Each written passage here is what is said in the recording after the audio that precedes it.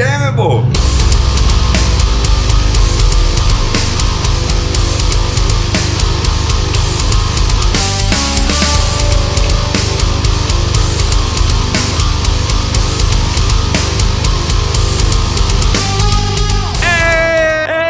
And we're back, ladies and gentlemen, boys and girls. Welcome back finally to another episode of Honda Street Garage. Finally got something going on here. So what is happening today? Well, I do have a new project car. Unfortunately, it's not an EF hatch. We will get one of those down the road. I'm hoping after this one. I'm not sure exactly what we're gonna do with this project car. Maybe just fix it up a little bit. Maybe we'll just do a quick flip. Who knows? I actually got this car from a good friend of mine named Kyle Golding at Golding Built. You can check him out on Instagram. Here's his link right here. Has a beautiful car. He actually has an EJ1 with a purple bay. Go check him out on Instagram. Pretty awesome. He actually does some Volkswagens and some other things that he builds and restores.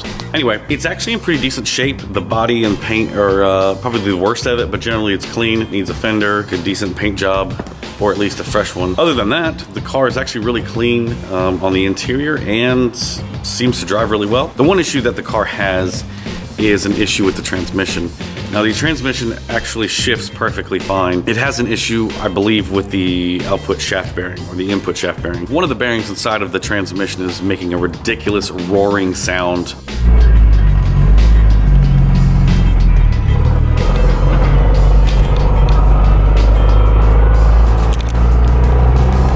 can hear this transmission.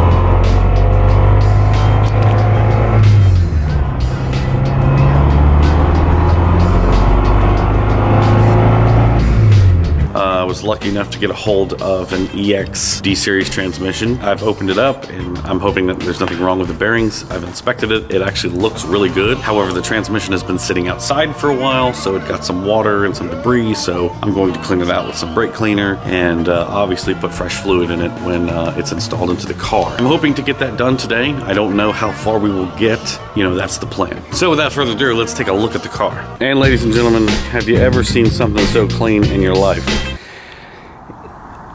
It's actually relatively straight other than this fender right here. There's a little bit of dings and dents. The clear coat obviously is peeling, but it is an EX model. Got a little scrape on the bumper. The other rim is in the trunk. It needs a tire. A little dent right there. Here comes a train, which is really annoying. This fender's a little, I don't know, worse for the wear. Bumper's got little scrapes. But overall, it's actually in great shape. The interior's pretty clean. It needs a vent over in the corner there that I actually picked up at the junkyard yesterday, but somehow on the way back, I have lost it. Under the hood, we have a D16 Z6, typical good D-Series motor, probably one of the best. Next to a D15B. These are definitely great motors, along with the Y8. It is the single overhead cam VTEC motor, as most of you know. It has just about everything. Here you can even see the ABS module, and oddly enough it worked. Even the stock airbox, everything. Now if you notice down here, there is a bracket here, and that was mostly because the car was originally an automatic, but Kyle did a great job of converting it to manual. Just something that I'm glad I'm not having to do, just because it's not the hardest job in the world, but it can be a pain installing the clutch pedal and the clutch reservoir. One of the things I would like to do is maybe get this thing a decent paint job, maybe have a little bit of fun with it. I think we're gonna try to fit on a hoop bumper. That might be part of the project here. I'm thinking about going two different routes.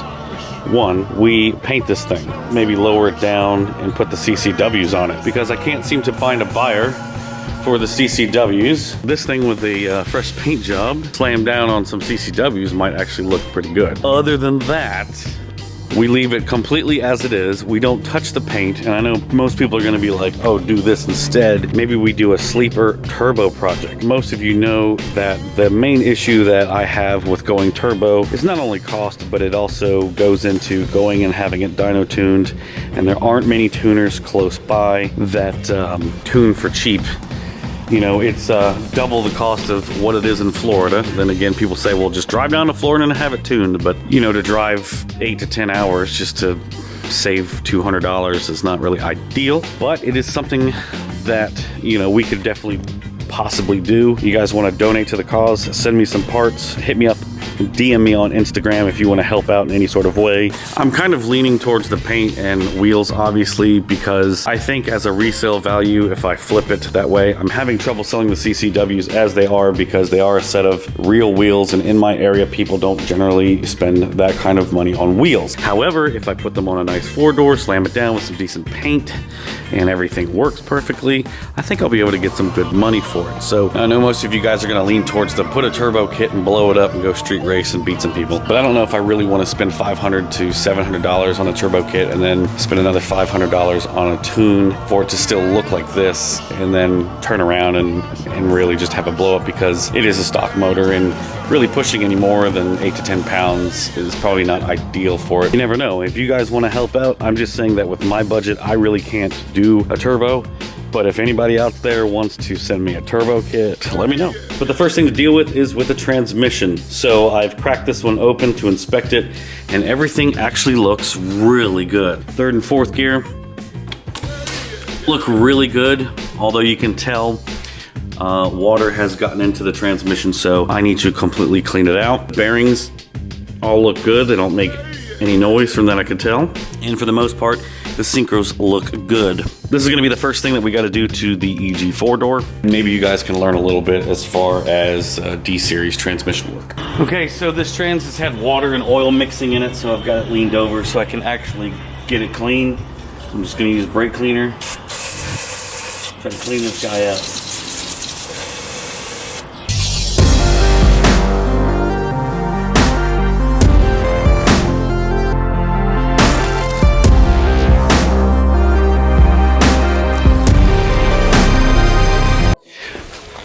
Okay, so I have the transmission all cleaned up and brake cleaned to death. You can see a little bit of rust spots here and there, but that's really no big deal. Now, if you spin this, it's gonna sound a little noisy because it's absolutely dry and clean. Now what I'm going to do before I close it and seal it up, I'm actually gonna pour a little bit of just regular old oil over the gears, kind of get it through the gears a little bit, and then when I put it in the car, I'm obviously gonna use Synchromesh because I've made videos before about how I like it. One of the things that's actually good to do is either, go ahead and just, don't soak it in oil, but, go ahead and get some oil through the gears in between the synchros and all that. Just pour a little bit. Try to get that through there and just start to spin everything and get it through there and starting to quiet everything and back up again. I'm gonna go ahead and go ahead and lay some RTV/Honda Bond around the outer casing. Then we're gonna set the casing back on it, put this thing back together. Once we get all that taken care of, then we're gonna start the process of pulling it out of here. It's relatively easy. It might be a bit of a challenge. A D-Series and an EG chassis is relatively easy getting out. There's a lot of room. So yeah, I'm gonna get started on this, putting this together, and I'll be back with you in a minute. Okay, so if you can see, I've got the Honda Bond on here, the trans to seal it. I've got the gears all lubed and they're nice and silent now. So I'm hoping this trans is Gucci taters, as they say. Now I'm gonna close this up. I get more questions about this than anything else. Drop it on top.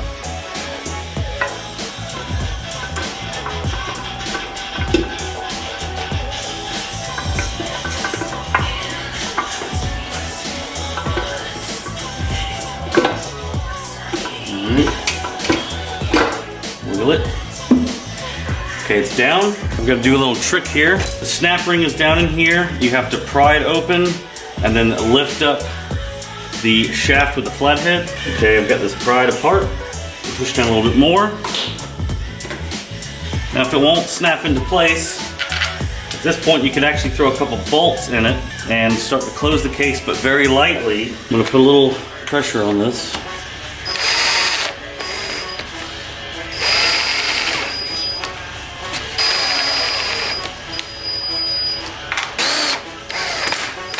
Okay, I'm just snugging it up. And there we go. It's now clicked into place.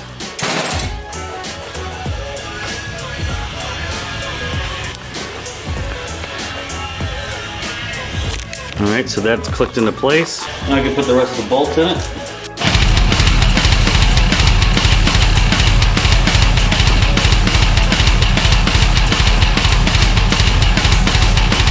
And put this guy in. It's just a normal 3/4 socket size. Make sure you get it threaded in there nice. This does not need RTV. You just want to snug it up by hand.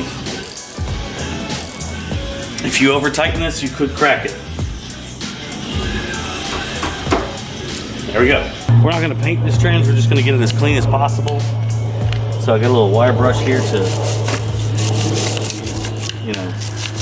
get all the dirt and the schmeg off the outside.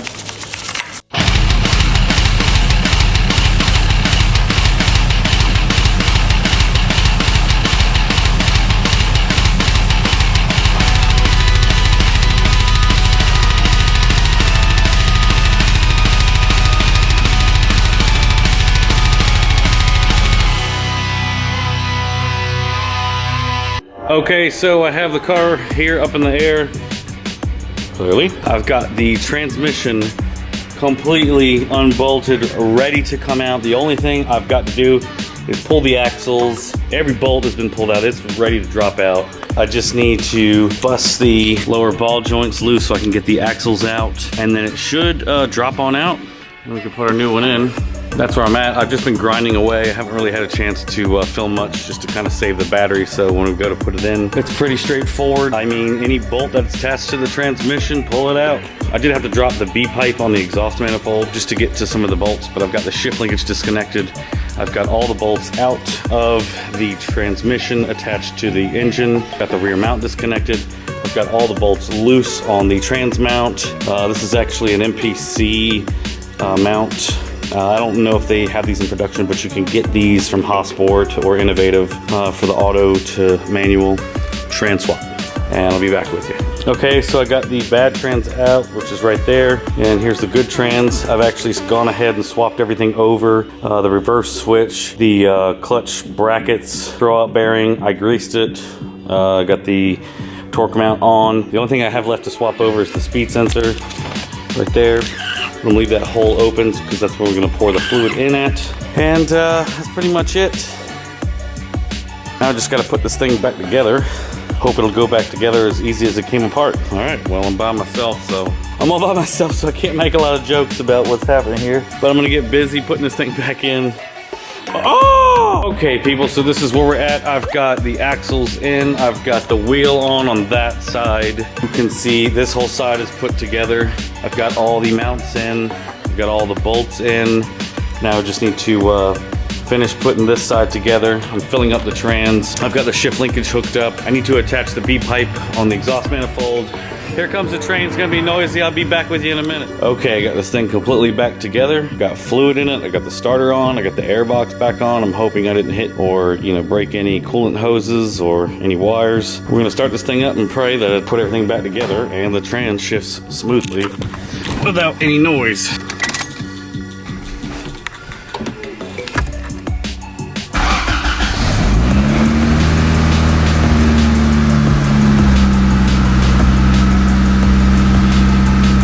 The clutch is out.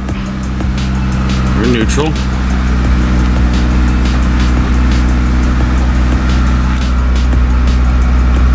Gears are starting to feel good. Oh yeah, they feel nice and gooey. Nice. All right, now we're going to take it for a test drive. First gear. Car moves.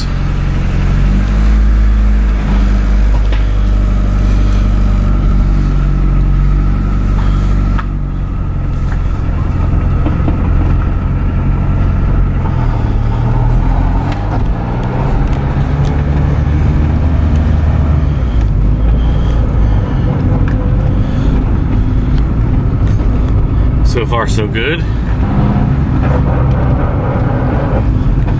That doesn't sound good.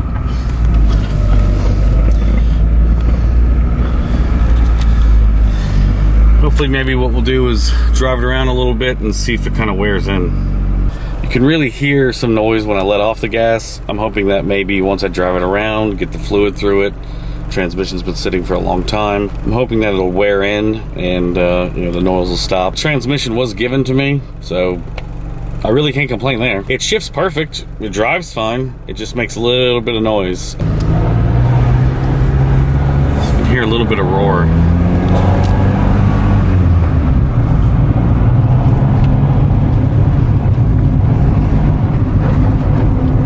Especially when I let off the gas,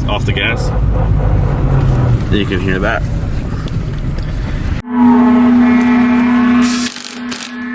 That'd be good material. Now, how do you have so many extra bolts? That means you did it right. Made it lighter.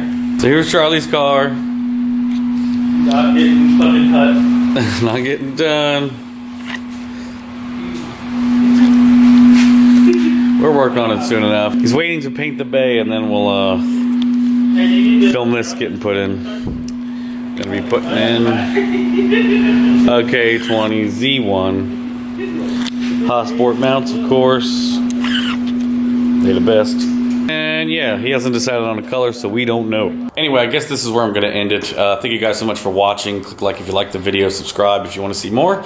I'll see you guys on the next video. Peace out and keep living your dreams.